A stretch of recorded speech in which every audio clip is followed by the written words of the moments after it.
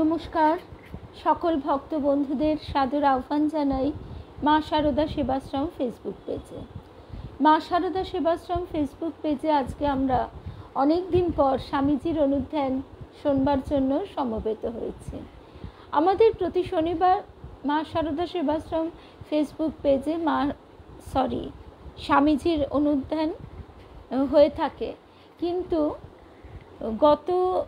বিগত 2-3টে শনিবার আমরা বিভিন্ন কারণে উপস্থিত থাকতে পারিনি। আজকে আবার আমাদের যথা নিয়মে স্বামীজির অনুধ্যান আমরা শুরু করছি। এখানে আমরা দেখছি স্বামীজি তখন পরিব্রাজনে বেরিয়ে পশ্চিম ভারতে রয়েছেন এবং বম্বেতে আছেন। প্রথমেই রূপাকে দেখছি। শুভ সন্ধ্যা রূপা, আমি তোমার হোয়াটসঅ্যাপটা এই মাত্র দেখেই শুরু করছি।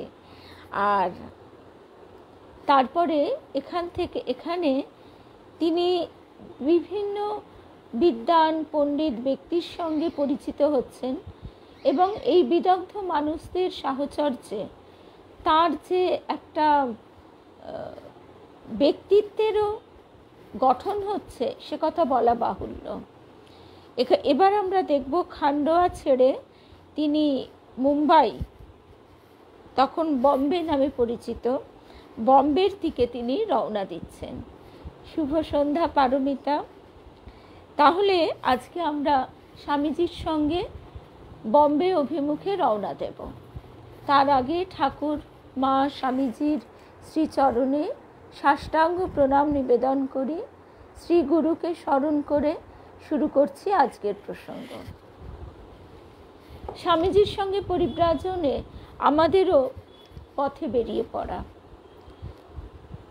তার সঙ্গী ছিল, এই যে সুদীর্ঘ ভ্রমণকালে তার সঙ্গী ছিল শুধু শ্রীরামকৃষ্ণের একখানি ছবি, একখানি গীতা, কোটিমাত্র বস্ত্রাবৃত, অর্থাৎ কোমরে কৌপিনটুকুই সম্বল, আর ছিল চিরসাথী বুভুক্ষা ও অনিশ্চয়তা।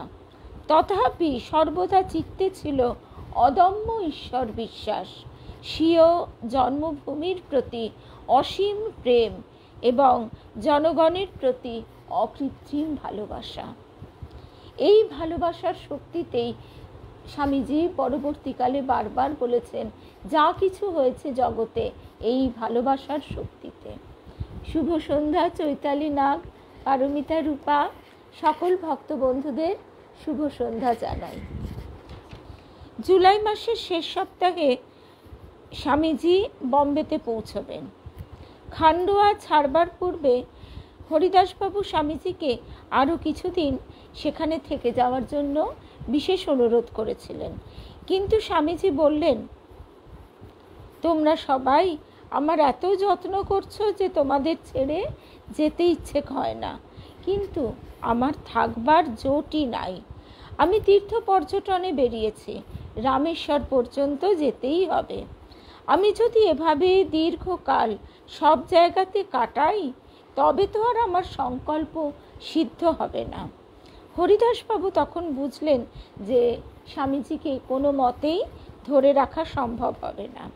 তখন তার বোম্বাই প্রবাসী এক ভাইয়ের নামে একখানি পত্র দিয়ে বললেন, আমার ভাই আপনাকে মিস্টার ছবিল দাসের সঙ্গে পরিচয় করিয়ে দেবে। শুভ সন্ধ্যা কাবেরী। আজকে আমরা বেশ অনেকগুলি সপ্তাহ পার করে স্বামীজির অনুধ্যানে আবার সমবেত হয়েছি নিয়মিতভাবে। আজকে আমাদের এই শ্রীরামকৃষ্ণ পাঠচক্রে স্বামীজি, তারপর ঠাকুর, তারপর মা, এই শ্রীরামকৃষ্ণের যে লীলানাট্য, অবতার লীলা, তার মধ্যে এই ঠাকুর মা স্বামীজির কথা আজকে আমরা শুনতে পাবো, তারই ইচ্ছায়, তারই কৃপায়। আবারও আমি তাই অনুরোধ জানাচ্ছি 8টা থেকে বেদান্ত দর্শন ফেসবুক পেজে সমবেত হবার জন্য। আমরা পরপর ঠাকুর এবং মায়ের অনুধ্যান শুনব। প্রথমেই শুরু হচ্ছে আমাদের স্বামীজির অনুধ্যান দিয়ে। শুভ সন্ধ্যা রূপা, কেয়া, শুভ সন্ধ্যা। তো হরিদাসবাবু তখন স্বামীজিকে বারবার বলেন যে তার ট্রেনে যাওয়াই উচিত এবং একখানি টিকিটও কেটে দেন। হরিদাসবাবু পত্র দিয়ে, তার ভাইয়ের নামে একখানি পত্র দিয়ে বললেন, আমার ভাই আপনাকে মিস্টার ছবিল দাসের সঙ্গে পরিচয় করিয়ে দেবে, বোধহয় তিনি আপনাকে সাহায্য করতে পারবেন, বাস্তবিক স্বামীজি, আপনার ভবিষ্যৎ অতি উজ্জ্বল। আমাদের একটু পিছিয়ে যেতে হবে, অনুভূতিগুলিকেও আমাদের একটু সেইভাবে নিয়ে যেতে হবে। আজকের স্বামীজি কিন্তু তখন সেই সময়কার স্বামীজির সঙ্গে এক নয়। তাকে স্বামীজি বলে সম্বোধন করা হচ্ছে এই অর্থে যে ভারতবর্ষে সাধকদের মধ্যে এই প্রব্রজ্জা একটি অতি চিরাচরিত প্রথা। তারা প্রব্রজ্জায় বেরিয়ে পড়েন কারণ তাদের মধ্যে এই যে মাধুকরী ব্রত এবং সমস্ত কিছু ত্যাগের ব্রত, এইটি হচ্ছে তার অনুশীলনের একদম প্রথম অবস্থা। কারণ এটা ভাবতে গেলে আমরা নিজেরাও বুঝতে পারি, আমরা যখন এক জায়গায় স্থিত হই তখন আমাদের ভেতরে সেই জায়গার প্রতি একটা আসক্তি জন্মে যায়। সেই আসক্তি যাতে না জন্মায় সেই জন্যই তাদের এই পরিব্রাজনের নীতিটি রয়েছে। তো সেই সময়ে স্বামীজি আজকের স্বামীজি তো নন, তার তখন কতটুকু পরিচয়, কী বা পরিচয়, তার সেই অতি অল্প বয়স, অত্যুজ্জ্বল চোখের দৃষ্টি, উদ্যম, সাহসিকতা, এই জিনিসগুলি দেখে সমাজ সংসারের বিদগ্ধ মানুষেরা তারা কিন্তু অনুভব করতেন যে আর 5 জন সাধু সন্ন্যাসীকে আমরা যেমনটি দেখি ইনি ঠিক তেমনটি নন, এর ভিতরে বোধহয় আরও বিশেষ কিছু আছে। তাই তিনি বলছেন যে আপনার ভবিষ্যৎ অতি উজ্জ্বল। স্বামীজি তখন বলছেন, তা বলতে পারি না, তবে গুরুজি তো আমার সম্বন্ধে অনেক কথাই বলতেন। এই কথাগুলি শুনতে গেলে আমাদের কি অদ্ভুত মনে হয় যে আজকে আমরা সম্পূর্ণ ঘটনাটি ঘটে যাবার পর তার পর্যালোচনা করছি, পর্যবেক্ষণ করছি। সুতরাং আমাদের সিদ্ধান্তে পৌঁছানোটা অনেক সহজ হয়ে যাচ্ছে। জুলাই মাসের শেষ সপ্তাহে বম্বে পৌঁছে স্বামীজি ব্যারিস্টার শ্রীযুক্ত রামদাস ছবিলদাস মহাশয়ের বাড়িতে উঠলেন এবং অন্যান্য স্থানের ন্যায় এখানেও খুব তাড়াতাড়ি বিদ্বৎ সমাজেই সুপরিচিত হলেন। শুভ সন্ধ্যা বিলাসপুরের দিদি মীনা সরকার, মীনাদি, শুভ সন্ধ্যা। একদিন তিনি জনৈক রাজনীতিবিদ নেতার বাড়িতে বেড়াতে গেলে ওই ভদ্রলোক তাকে খবরের কাগজের অংশবিশেষ পড়তে দিলেন। সেখানে মেয়েদের বিবাহ নিয়ে যে বয়সের একটা বাধা ধরা আইন, সেই বিষয়ে একটা প্রতিবেদন ছাপা হয়েছিল। কারণ সেই আইনটির তখন সবেমাত্র প্রস্তাব উঠেছে। বাংলার শিক্ষিত সমাজ, দুঃখের বিষয় যে বাংলার শিক্ষিত সমাজ তার বিরুদ্ধে আন্দোলন চালাচ্ছেন বালিকাদের বিবাহের বয়স নির্ধারণ নিয়ে। এই সংবাদে স্বামীজি লজ্জায় অধঃপতন হলেন এবং তীব্র ও স্পষ্ট ভাষায় বাল্যবিবাহের বিরুদ্ধে যুক্তি পরিস্ফুট সমত প্রকাশ করলেন। বম্বে শহরে থাকাকালে বন্ধু বান্ধবদের বাড়িতে যাওয়া আসা এবং নিজের বাড়িতে আলাপ আলোচনার অবকাশে তিনি সংস্কৃত চর্চা করতেন। বাংলা জীবনীর মতে স্বামী গম্ভীরানন্দজি মহারাজ বলছেন, বাংলা জীবনীতে পাওয়া যায় স্বামীজি তখন অধিককাল বেদ অধ্যয়নে নিবিষ্ট ছিলেন। বোম্বে থেকে লিখিত তার 22 অগাস্টের চিঠিতে আমরা দেখতে পাই, আমি এখানে কিছু সংস্কৃত বই পেয়েছি এবং অধ্যয়নের সাহায্য জুটেছে। শুভ সন্ধ্যা লক্ষ্মী, অমিতা, শুভ সন্ধ্যা। অন্যত্র এরূপ পাবার আশা নাই, সুতরাং শেষ করে যাওয়ার আগ্রহ আছে। হয়তোবা এই সংস্কৃত বিদ্যার আকর্ষণেই তিনি বোম্বেতে 2 মাস থেকে গিয়েছিলেন। বাংলা জীবনীর মতে বোম্বে নগরে দৈবক্রমে স্বামী অভেদানন্দের সঙ্গে স্বামীজির সাক্ষাৎ হয়। স্বামী অভেদানন্দের আমার জীবন কথা বইটিতে দেখা যাচ্ছে যে স্বামীজির সঙ্গে তার দেখা হয়েছিল জুনাগড়ে। স্বামী অভেদানন্দ বলছেন, এই সময়ে স্বামীজির হৃদয়টা যেন অগ্নিকুণ্ডের ন্যায় হয়েছিল। আর কোনো চিন্তা নেই, কেবল কি করে ভারতের প্রাচীন আধ্যাত্মিকতার পুনঃপ্রতিষ্ঠা হবে অহর্নিশ এই ভাবতেন। তখন স্বামীজিকে দেখলেই একটা প্রচণ্ড ঝঞ্ঝা বলে মনে হতো। তার চিত্তের উৎকণ্ঠা দেখে অভেদানন্দ বিচলিত হয়েছিলেন। আর স্বামীজি নিজেও তাকে বলেছিলেন, কালী, আমার ভেতর এতটা শক্তি জমেছে যে ভয় হয় পাছে ফেটে যাই। তার আগেই ঠাকুর যে বলছেন, আমার সমস্ত শক্তি তোকে দিয়ে ফতুর হলাম।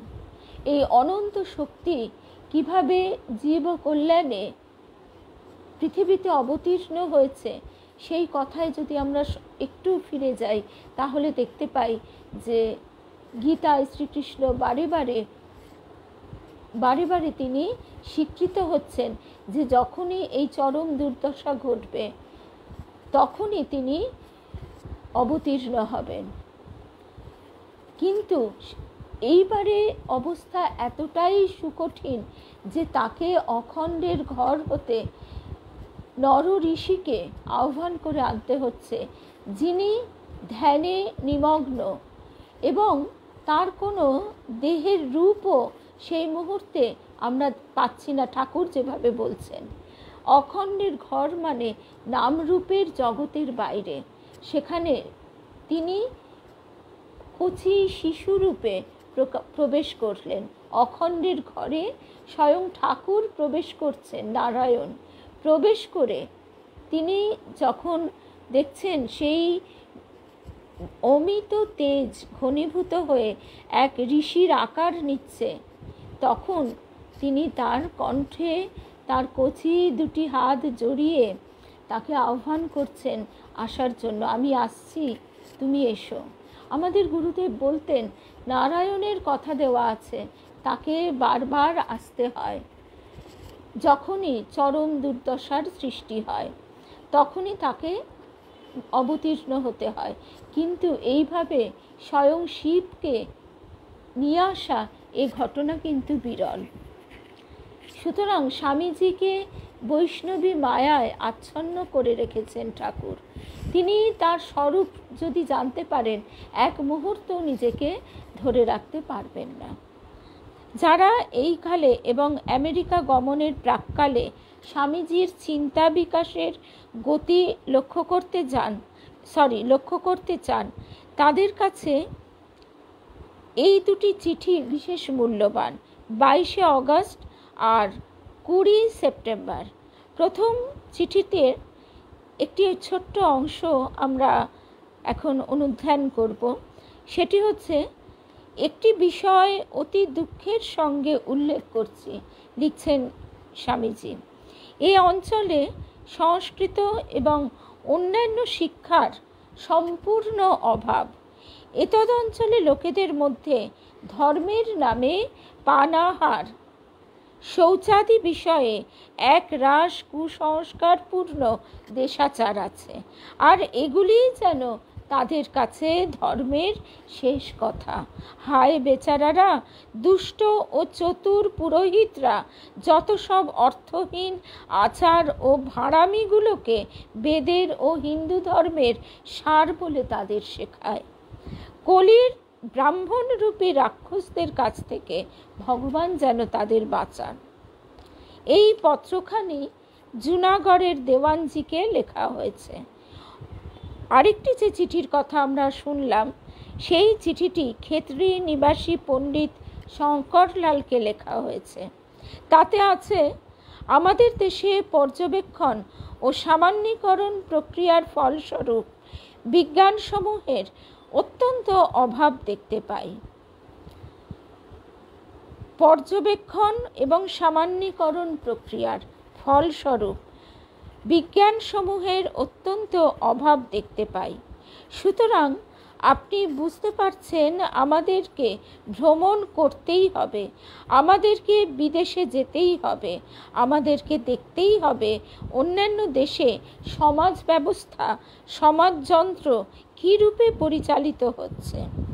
আর যদি আমাদেরকে যথার্থই পুনরায় একটি জাতিরূপে গঠিত হতে হয়, তবে অপর জাতির চিন্তার সঙ্গে আমাদের অবাধ সংস্রব রাখতে হবে।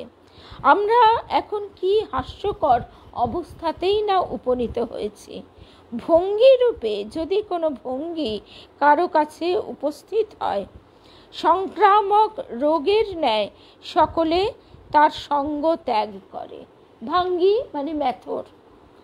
কিন্তু যখনই পাদ্রী সাহেব এসে মন্ত্র আওড়ে তার মাথায় খানিকটা জল ছিটিয়ে দেয়, আর সে একটা জামা, সেটি যতই ছিন্ন ও জর্জরিত হোক, পড়তে পায়, তখনই সে খুব গোঁড়া হিন্দুর বাড়িতে প্রবেশাধিকার পায়। এখন এই পাদ্রীরা দক্ষিণে কি করছে দেখবেন, আসুন দেখি। তারা লাখ লাখ নিজ জাতকে খ্রিস্টান করে ফেলছে। আর পৌরোহিত্যের অত্যাচার ভারতের সর্বাপেক্ষা যেখানে বেশি, সেই ত্রিবাঙ্কুরে তথাকার সিকিভাগ খ্রিস্টান হয়ে গেছে। হে প্রভু, কবে মানুষ অপর মানুষকে ভাইয়ের ন্যায় দেখবে? এই যে তাদের এই অদ্ভুত একটা মানে নীতি ছিল খ্রিস্টান পাদ্রীদের, এবং আমাদেরও তখন সমাজ ব্যবস্থার মধ্যে এত উচ্চ নীচ ভেদাভেদ, মানুষের প্রতি এত অবজ্ঞা, ঘৃণা, যে সেই কারণে এরা যখন দেখছে যে আমরা যদি ধর্মান্তরিত হই, আমরা যদি খ্রিস্ট ধর্ম গ্রহণ করি, তাহলে আমাদের এইভাবে অপমানিত হতে হয় না। সেই জন্যই তারা খ্রিস্ট ধর্মকে গ্রহণ করছে, এবং 2-4 লাইন ইংরেজি শিক্ষায় শিক্ষিত হয়ে তারা তখন পাশ্চাত্য দেশের প্রতি এক অদ্ভুত মোহে আচ্ছন্ন হয়ে পড়ছে, এবং নিজের দেশের প্রতি, নিজের দেশের শিক্ষার প্রতি, তার শিক্ষা সংস্কৃতি, তার যে ধারাবাহিকতা, সেইটি থেকে বিচ্ছিন্ন হয়ে গিয়ে তারা নিজের দেশের সম্পদের প্রতি ঘৃণা পোষণ করছে। এইটাই ছিল খ্রিস্টান পাদ্রীদের একটা কৌশল, যে কৌশলে তারা নিজেদের ধর্মগোষ্ঠীর মধ্যে এদেরকে ঢুকিয়ে নিয়ে গোষ্ঠীর বিস্তার ঘটাচ্ছে।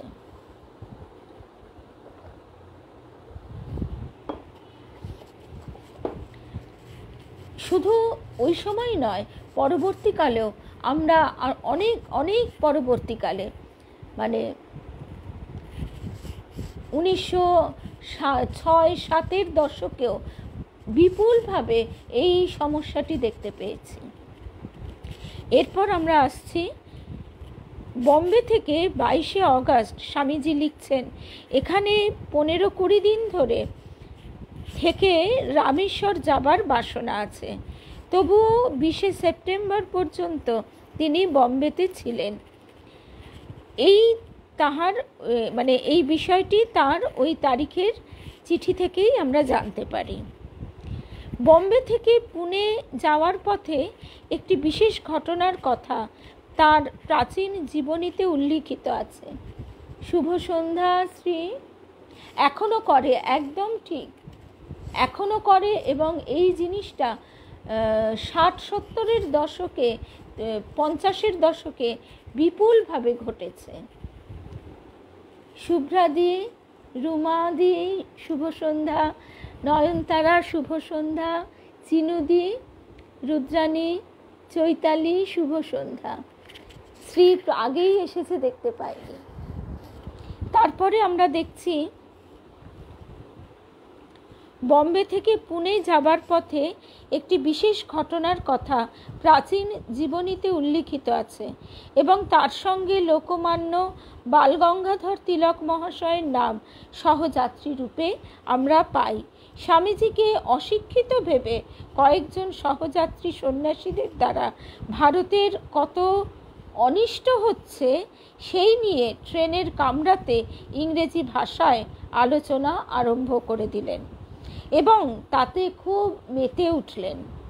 অনেকক্ষণ চুপ করে থাকবার পর স্বামীজি যখন আলোচনায় যোগ দেবার জন্য ইংরেজিতে কথাবার্তা শুরু করলেন এবং ইতিহাসের নজির দেখিয়ে এবং সমাজবিজ্ঞানের যুক্তি অবলম্বন করে সন্ন্যাসের মাহাত্ম্য ও সন্ন্যাসীদের অবদানের কথা বুঝিয়ে দিলেন, আলাপরত সহযাত্রীগণ তখন যে শুধু অপ্রতিভ হলেন তাই নয়, পরন্তু স্বামীজির বিদ্যাবত্তা ও ক্ষমাগুণ দর্শনে মুগ্ধ হলেন।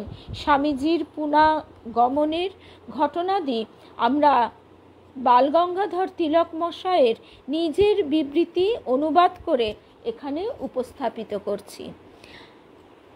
এই প্রসঙ্গটি আজকে আমাদের শেষ প্রসঙ্গ, যে বালগঙ্গাধর তিলক, তার কথা আমরা সবাই কম বেশি ইতিহাসে পড়েছি। তিনি কি বলছেন স্বামীজির সম্পর্কে এ কথা কিন্তু আমার তো অন্তত আগে জানা ছিল না। সুতরাং এখান থেকে আমরা তার দৃষ্টিভঙ্গিটি দেখছি, কারণ ভারতের স্বাধীনতার ইতিহাসে বালগঙ্গাধর তিলকের নাম একটি অত্যুজ্জ্বল নক্ষত্র হিসেবে পরিচিত। 1892 সালে বা ওইরূপ কোনো এক সময়ে, অর্থাৎ শিকাগোর বিখ্যাত বিশ্ব মেলার অন্তর্গত ধর্ম মহাসভার পূর্বে আমি একদিন বোম্বে হতে পুনায় ফিরছিলাম। তিলক মহাশয় নিজের বিবৃতি দিচ্ছেন, তারই অনুবাদ স্বামী গম্ভীরানন্দজি মহারাজ আমাদের জন্য তুলে ধরেছেন। 1892 সাল, ভিক্টোরিয়া টার্মিনাসে একজন সন্ন্যাসী আমি যে কামরায় ছিলাম তাতে প্রবেশ করলেন। জনা কয়েক গুজরাটি ভদ্রলোক তাকে বিদায় জানাতে এসেছিলেন। তারা আমার সঙ্গে যথারীতি তাকে পরিচয় করিয়ে দিয়ে তাকে বলে দিলেন তিনি যেন পুনায় অবস্থানকালে আমার বাড়িতেই থাকেন। আমি পুনা পৌঁছলে সন্ন্যাসী আমার সঙ্গে 8-10 দিন বাস করলেন। তার নাম জিজ্ঞাসা করলে তিনি বললেন তিনি একজন সন্ন্যাসী মাত্র। তিনি এখানে কোনো বক্তৃতা প্রদান করেননি। গৃহে তিনি অদ্বৈত দর্শন ও বেদান্ত সম্বন্ধে প্রায়ই আলোচনা করতেন। সর্বসাধারণের সঙ্গে মিশতে চাইতেন না। তার কাছে পয়সা কড়ি মোটেই ছিল না। সম্পত্তির মধ্যে ছিল একখানি মৃগ চর্ম, একখানি কমণ্ডলু ও 2-1টি গেরুয়া বস্ত্র মাত্র। তার ভ্রমণকালে কেউ না কেউ গন্তব্য স্টেশন পর্যন্ত টিকিট কিনে দিয়েছে এতকাল। স্বামীজি আশা পোষণ করতেন যে মহারাষ্ট্রের মেয়েরা পর্দামুক্ত থাকায় তাদের মধ্যে থেকে উচ্চ বর্ণের কোনো বিধবা নারী হয়তো প্রাচীন বৌদ্ধ যুগের যোগীদের মতো শুধু ধর্ম ও আত্মতত্ত্ব প্রচারেই নিরত হতে পারবেন। স্বামীজি আমার সঙ্গে এই বিষয়ে একমত ছিলেন যে শ্রীমদ্ ভগবদ্ গীতায় সন্ন্যাস প্রচারিত হয়নি, প্রত্যুত তাতে সকলকে কর্মফল ত্যাগ করে নিষ্কাম কর্ম সাধনের উপদেশ দেওয়া হয়েছে। তিলক মহাশয় স্বামীজিকে ভুল বুঝেছিলেন বলে মনে হয়, স্বামী গম্ভীরানন্দজি মহারাজ ফুটনোটে বলছেন, কারণ এটি স্বামীজির মত নয়। তার মতে গীতায় সন্ন্যাস এবং কর্মযোগ উভয় বিষয়েই উপদেশ আছে। তিলক বলছেন, আমি তখন হীরাবাগে অবস্থিত ডেকান ক্লাবের সভ্য ছিলাম। প্রতি সপ্তাহে তার অধিবেশন হতো। স্বামীজি একবার ওইরূপ এক সভায় আমার সঙ্গে উপস্থিত হলেন। সেদিন সন্ধ্যায় পণ্ডিত কাশীনাথ গোবিন্দনাথ একটি দার্শনিক বিষয়ে সুন্দর বক্তৃতা দেন। ওই বিষয়ে আর কারো কোনো বক্তব্য ছিল না, কিন্তু বিষয়ই বটে। স্বামীজি উঠে প্রাঞ্জল ইংরেজি ভাষায় পরিষ্কারভাবে ওই বিষয়ের অপর দিকটা দেখিয়ে দিলেন। উপস্থিত সকলে মন্ত্রমুগ্ধ হয়ে তার প্রতিভায় স্থির হয়ে বসে রইল। এর অল্প পরেই স্বামীজি পুনা ত্যাগ করে যান। এর 2 বা 3 বছর পরে স্বামীজি শিকাগোর সাফল্যে অর্জিত এবং পরে আমেরিকায় ও ইংল্যান্ডে লব্ধ তাঁর বিশ্ববিশ্রুত খ্যাতি নিয়ে ভারতে প্রত্যাবর্তন করলেন। তিনি যেখানে গেলেন সেখানেই অভিনন্দন পত্র লাভ করলেন এবং প্রত্যেক স্থলেই মর্মস্পর্শী ভাষায় উপযুক্ত প্রত্যুত্তর দিলেন। আমি কোনো সংবাদপত্রে তার ছবি দেখলাম এবং আকৃতির সৌসাদৃশ্য দর্শনে অনুমান করলাম যে স্বামীজি আমার বাড়িতে ছিলেন ইনি নিশ্চয়ই তিনি। আমি তাকে পত্র লিখে জানতে চাইলাম যে আমার অনুমান সত্য কিনা এবং তাকে কলকাতার পথে পুনা হয়ে যেতে অনুরোধ করলাম। আমি একখানি অতি প্রীতিপূর্ণ উত্তর পেলাম। তাতে স্বামীজি খোলাখুলিভাবে স্বীকার করেছিলেন যে তিনি সেই সাধু এবং দুঃখ প্রকাশ করে জানিয়েছিলেন ওই সময় তার পক্ষে পুনায় আসা সম্ভব হবে না। ওই চিঠিটি এখন আর পাওয়া যায় না। 1897 সালে কেশরী মামলার অবসান হলে যখন ব্যক্তিগত ও সাধারণ বিষয়ক পত্রগুলি পুড়িয়ে ফেলা হয়েছিল তখন তা পুড়ে গিয়ে থাকবে। এরপর একবার কলকাতায় কংগ্রেসের অধিবেশন উপলক্ষে আমি জনা কয়েক বন্ধুর সঙ্গে রামকৃষ্ণ মিশনে অর্থাৎ বেলুড় মঠে উপস্থিত হই। সেখানে স্বামী বিবেকানন্দ আমাদেরকে সাদরে গ্রহণ করেন। আমরা একসঙ্গে চা পান করি। কথাবার্তার কালে স্বামীজি কতটা রহস্যচ্ছলেই বলেছিলেন, আমি যদি সংসার ত্যাগ করে বাংলাদেশে তার প্রবর্তিত কার্যভার গ্রহণ করি এবং তিনি মহারাষ্ট্রে গিয়ে অনুরূপ কার্য করেন তবে আরও ভালো হয়। তিনি বলেছিলেন, দূর দেশে মানুষ যতখানি প্রভাব বিস্তার করতে পারে স্বদেশে তা পারে না। পুনা থেকে স্বামীজি ভাবনগরের মহারাজের এক পরিচয়পত্র সহ কোলহাপুরে গিয়েছিলেন। কোলহাপুরের রানী তার প্রতি বিশেষ ভক্তিমতী ছিলেন এবং স্বামীজি তার প্রদত্ত একখানি গেরুয়া বস্ত্র গ্রহণ করলে তিনি নিজেকে বিশেষ ভাগ্যবতী মনে করেছিলেন। অন্যান্য স্থানের ন্যায় কোলাপুরে শিক্ষিত সমাজও স্বামীজির গুণে মুগ্ধ হন।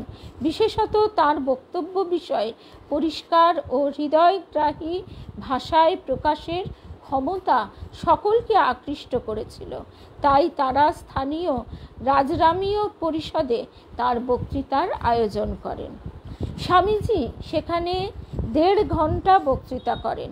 তার মধ্যে এই কথাগুলি ছিল, আমি সেই ধর্মেরই অনুগামী, বৌদ্ধ ধর্ম যার বিদ্রোহী সন্তান স্বরূপ এবং খ্রিস্ট ধর্ম যার অকুশল অনুকরণ মাত্র। ইউরোপের লোকেরা কিভাবে ধর্ম বুঝবে, কারণ তারা বিলাসেরই পশ্চাৎধাবন করে। শ্রোতাদের মধ্য থেকে একজন বলে উঠলেন, মাংসাশীরা কিভাবে ধর্ম বুঝবে? অমনি স্বামীজি উত্তর রামচরিত চরিত্র থেকে এমন কয়েকটি শ্লোক উদ্ধৃত করলেন যা থেকে পরিষ্কার বুঝতে পারা যায় প্রাচীন ঋষিরা মাংসাশী ছিলেন। তা শুনে শ্রোতাদের কারো কারো মনে স্বামীজির জাতি সম্বন্ধে প্রশ্ন জাগল, কিন্তু কেউই সাহস করে প্রশ্ন করতে পারলেন না। কোলহাপুরের খানগিকার ভারী প্রাইভেট সেক্রেটারি বা ম্যানেজার উচ্চ পদে অধিষ্ঠিত জনৈক রাজকর্মচারী স্বামীজিকে বেলগাঁওয়ের একজন মহারাষ্ট্রীয় ভদ্রলোকের নামে একখানি পরিচয়পত্র দিলেন। তা নিয়ে স্বামীজি অক্টোবরের মাঝামাঝি একদিন সকালবেলা ওই ভদ্রলোকের বাড়িতে উপস্থিত হলেন। সেই ভদ্রলোকের পুত্র শ্রীযুক্ত জিএস ভাটে মহাশয়ের লিখিত বিবরণটি থেকে আমরা জানতে পারি, স্বামীজির আকৃতি অনেকটা অনন্য সাধারণ ছিল এবং প্রথম দর্শনেই মনে হতো ইনি সাধারণ মানুষ অপেক্ষা একটু অন্য ধরনের লোক। কিন্তু পরে আমাদের অতিথিকে আমরা যে প্রকার বরেণ্য পুরুষ রূপে চিনতে পারলাম, তাকে ততটা বড় ভাববার জন্য প্রথম অবস্থায় আমার পিতা বা আমাদের পরিবারের কেউই, এমনকি আমাদের ক্ষুদ্র নগরের অধিবাসী কোনো ব্যক্তি প্রস্তুত ছিলেন না। স্বামীজির অবস্থানের প্রথম দিন থেকেই এমন সব ঘটনা ঘটতে লাগলো যাতে তার সম্বন্ধে আমাদের ধারণা বদলে যেতে থাকে। এই সব কথাই কিন্তু আমরা বালগঙ্গাধর তিলকের লিখিত একটি নোট থেকে পাচ্ছি, স্বামী গম্ভীরানন্দজি মহারাজ যার অনুবাদ দ্বারা আমাদের সমৃদ্ধ করেছেন। তো আজকে আমরা এই অবধি শুনলাম, শুভ সন্ধ্যা, এই অবধি শুনলাম কারণ 7টা বাজে, আমাদের আবার 8টা থেকে 9টা প্রায় 1 ঘন্টা ঠাকুর মায়ের অনুধ্যান আছে।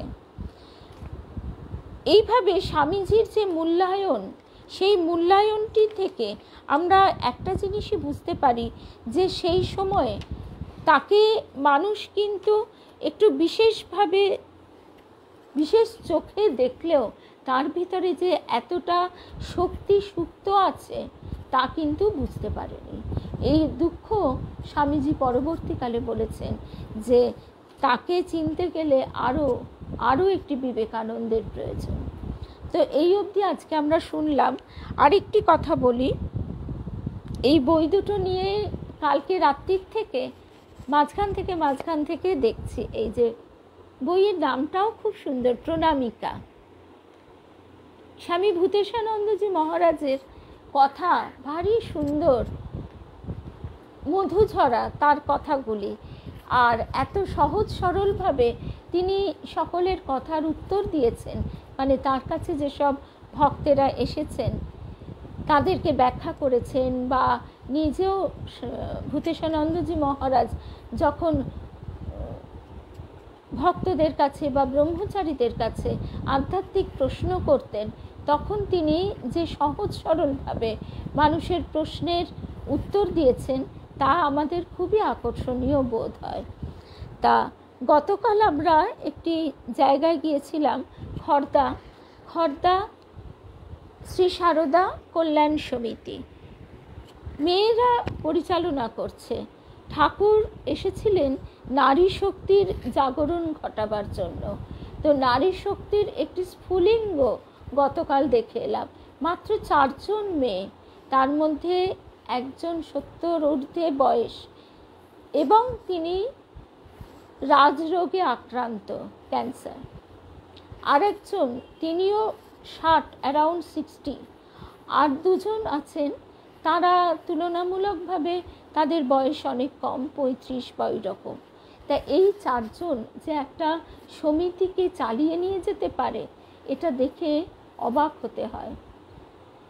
শুধু তাই নয়, তাদের যে ভূতেশানন্দজি মহারাজ তার নির্দেশে তারা যেভাবে, এইটি তাদের রজত জয়ন্তী বর্ষ, মানে 25 বছর হচ্ছে তাদের এই যে দীর্ঘ কার্যক্রম, এবং একটি চমৎকার বাড়ি তৈরি করা। সেই বাড়ি কিন্তু তারাই জমি কিনে তৈরি করেছেন, তার রক্ষণাবেক্ষণ এবং সেখানে নানা রকমভাবে সেবাদান প্রকল্প আমাদের অদ্ভুতভাবে মুগ্ধ করেছে। অদ্ভুত এই কারণেই বলছি যে আমাদের সমাজে প্রতিবন্ধকতার তুলনা নেই, নানা ধরনের নানা ভাবের আক্রমণ তো থাকে, অস্বীকার করবার উপায় নেই।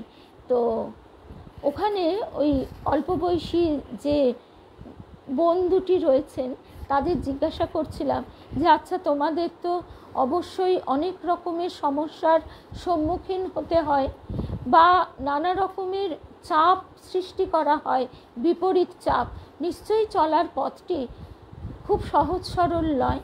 তখন তারা বলছেন যে নিশ্চয়ই, একদমই তাই, কিন্তু অদ্ভুতভাবে আমরা এটাই দেখি যে মা যেন কীভাবে পিছনে থেকে সব সমস্যার সমাধান করে দিচ্ছেন। কোনো না কোনোভাবে আমরা সব কিছু ওভারকাম করে আমাদের সংকল্পে একনিষ্ঠ থেকে এগিয়ে চলতে পারছি, এবং সেটা অনুভব করি পুরোটাই ঠাকুর মায়ের কৃপায়। ভারতীদি, তোমার কথা মনে পড়ছিল। গতকাল আসলে অনেকজনের কথাই আমরা মানে শেয়ার করছিলাম যে এই আমাদের পাঠচক্রে আমরা সবাই তো দূরে দূরে থাকি, আমাদের মানে সেইভাবে দেখা সাক্ষাৎও নিয়মিত হয় না। যেহেতু আমরা কয়েকজন একটু এক পথে থাকি, মানে সেই নরেন্দ্রপুর থেকে দমদম হয়ে আমরা বেরিয়ে গেছি, কল্যাণীদি, রূপা, আমি, কেয়া, সুতপা, গৌরী, শুভ্রা আর শুভ্রা মণ্ডল। আজকে আবার নিশ্চয়ই শুভ্রা ছিল না। শুভ্রা আমাকে বলছে, জানো তো আমার নাতনি আবার বলবে, দিদুন দিদুন ওই দেখো তোমার কথা বলছে। আমরা অর্ণা দিদির কথাও জানি, অর্ণা দিদিও যে দিদুনের পাশে বসে সব শোনে মন দিয়ে, সে কথাও জানি। তো আজকে হয়তো আমাদের সেই ছোট্ট বন্ধুটি নেই, পরে শুনবে। তা এই এবং সুতপার ফ্ল্যাটের আরও দুজন বন্ধু, আমরা সবাই গিয়েছিলাম। অপূর্ব পরিবেশ, এবং আমরা সেখানে বলে এসেছি যে আবারও আমরা যাব। এবং এই শ্রী ভারতীদি, তারপরে মিলন তীর্থ গ্রুপের অপর্ণাদি, এদের কথা খুব মনে হয়েছে এই কারণে যে আমরা সকলেই ঠাকুরমা স্বামীজিকে ভালোবেসে এক হয়েছি। এই যে এক সূত্রে গাঁথা হয়েছি, সেটা কি এমনি এমনি শুধুমাত্র মাঝে মাঝে ঘোরা বেড়ানোর জন্যে না, আমাদের ভিতরে যেন একটা গঠনমূলক প্রক্রিয়া আমাদের মধ্যে, মানে সেই প্রক্রিয়াকরণটি জেগে ওঠে, তার ইচ্ছাটি জেগে ওঠে। হঠাৎ করে আলাদাভাবে একা একা যে কাজ শুরু করা মুশকিল হয়, সেটি যখন একটা ভিত্তি রয়েছে, আমরা তার সঙ্গে যুক্ত হয়ে অবশ্যই সেই কাজে শ্রম দান, সেবা দান, প্রয়োজন হলে অর্থ দান ইত্যাদির মাধ্যমে তাকে আরও সুন্দরভাবে গড়ে তুলতে পারি। ইতিমধ্যেই তাদের যে চিন্তাধারা এবং তাদের যে কর্মপ্রকল্প, তা তো আগেই বললাম, মুগ্ধ করেছে। ও অর্ণা এখন ক্লাসে গেছে, তাহলে ক্লাস থেকে এলে আজকে শোনাবে ওকে। ও ভারতীদি বলছে কোথায়? খড়দা। খড়দায়, খড়দহ বিটি রোডের ওপর। এখন মেট্রো থাকার কারণে বিরাট সুবিধে। মেট্রো বরানগর স্টেশনে নেবে একদম সোজা ব্যারাকপুরের যে অটো, তাতে বসলেই পৌঁছানো যায়। আর তাছাড়া যাদের পক্ষে গাড়িতে যাওয়া সম্ভব, তারা গাড়িতে যেতে পারেন। এসব কথা আমরা বিস্তারিত সোমবার দিব্যত্রয়ীর পদপ্রান্তে আমাদের যে নমি কলুষহরণে শিরোনামে আলোচনা হয়, সেখানে আলোচনা করব। এবং এই বই দুটি থেকে আমরা শুনব, আমাদের সকলের মনেই তো নানা রকম প্রশ্ন জাগে সংসার পথে চলতে গিয়ে, আধ্যাত্মিক পথে চলতে গিয়ে। সেই প্রশ্নের উত্তর স্বামী ভূতেশানন্দজি মহারাজ কি সুন্দরভাবে দিয়েছেন, সেই আলোচনা আমরা সোমবার সবিস্তারে শুনব। বলরাম হাসপাতালের কাছাকাছি একদম আমরা সবাই মিলে তাহলে একটা দিন স্থির করব, আর ঠিকানা, ফোন নাম্বার আমি অবশ্যই দিয়ে দেব, যাতে সবার তো একসঙ্গে সময় নাও হতে পারে। নিজেরাও যদি যোগাযোগ করে সেখানে যায়, ভালো লাগবেই লাগবে, এ গ্যারান্টি দেওয়া যায়। এবং এই যে গঙ্গার ঘাট, সব ঘাট কিন্তু এত সুন্দর হয় না, এই ঘাটটি এত সুন্দর, এত নির্জন নিরিবিলি, অথচ কোনো উৎপাত নেই সেই অর্থে, কোনো রকম উদ্দামতা, উচ্ছ্বাস, অল্প বয়সী ছেলে মেয়েদের হই হুল্লোড় সেসবও যেমন নেই। বয়স্ক মানুষরা রয়েছেন, তারাও বসে আছেন, অল্প বয়সী ছেলে মেয়েরাও আছে। মা একদম গঙ্গার দিকে মুখ করে বসে আছেন। তাদের এই বাড়ির জমিটি স্বয়ং স্বামী ভূতেশানন্দজি মহারাজ তিনিই ব্যবস্থা করে যোগাযোগ ঘটিয়ে দেন। এবং মা বসে আছেন, সামনে শুধু একটি সরু রাস্তা, তারপরেই খানিকটা মাটি, সেখানে বিরাট একটি অশ্বত্থ গাছ, তারপরেই গঙ্গা প্রবাহিনী।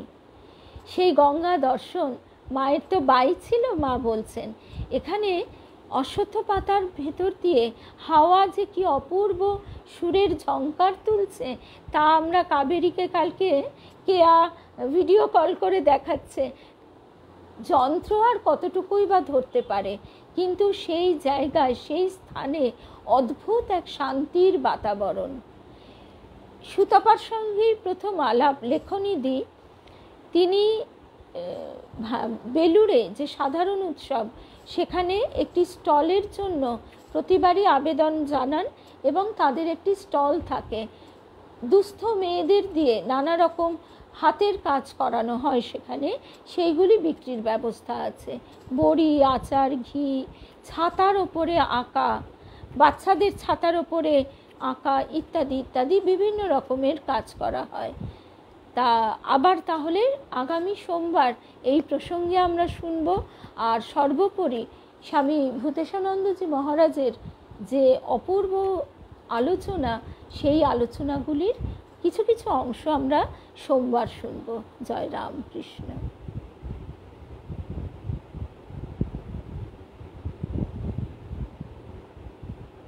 নিশ্চয়ই ভারতীদি, তোমারই মতন একজন ওখানে আছেন, তিনিও সারা জীবন চাকরি করে সংসার ধর্মে যুক্ত হননি।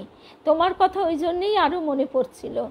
তোমারই মতন সারা জীবনের চাকরি করার পর যে সম্বল, সেইটুকু তিনি এই সেবা কাজে নিবেদন করেছেন।